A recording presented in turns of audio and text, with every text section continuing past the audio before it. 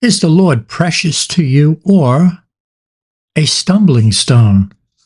Let's take a look at a passage of scripture from the Psalms, Psalm 118, verses 22 and 23.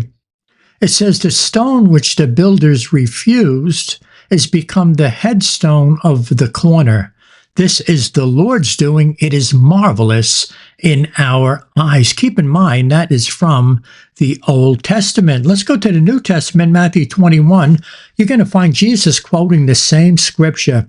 Jesus saith unto them, "Did ye never read in the scriptures, the stone which the builders rejected, the same is become the head of the corner? This is the Lord's doing, and it is marvelous in our eyes." It's important to note, folks, that the Lord spoke those words after he spoke the parable of the vineyard to the Jewish people.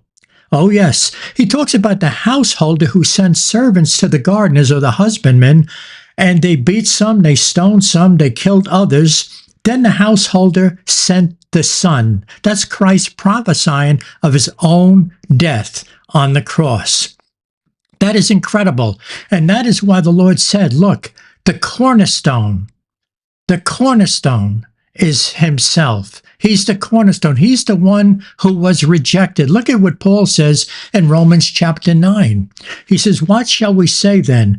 That the Gentiles which followed not after righteousness have attained to righteousness, even the righteousness which is of faith. But Israel, which followed after the law of righteousness, hath not attained to the law of righteousness. Wherefore?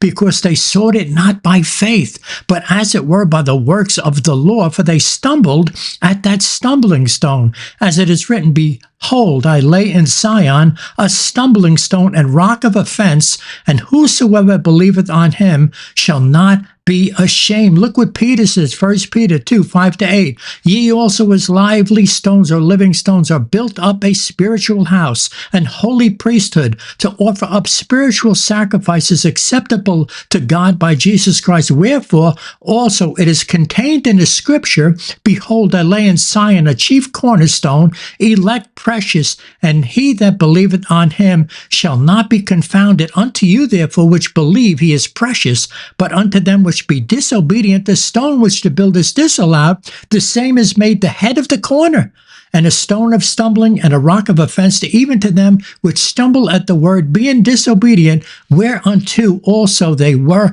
appointed." So Jesus is the cornerstone. Is he precious to you, or is he a stumbling stone?